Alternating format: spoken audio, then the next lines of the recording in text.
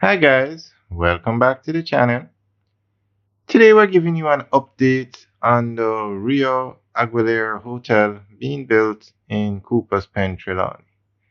There it is, a massive structure. It's going to open in May, next month.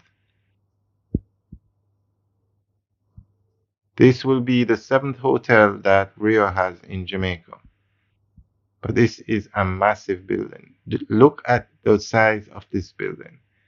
It's only 754 rooms, which is average for hotels in Jamaica now. There are so many that are being built that are 1,000 rooms and up.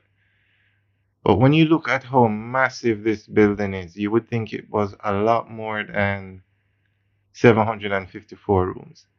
That structure you're looking at straight ahead, the tallest structure, is 12 floors.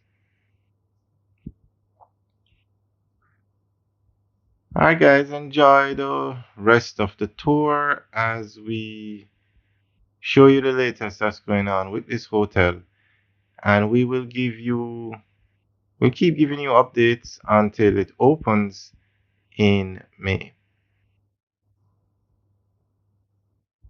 All right guys, enjoy the rest of the tour. Have a good day.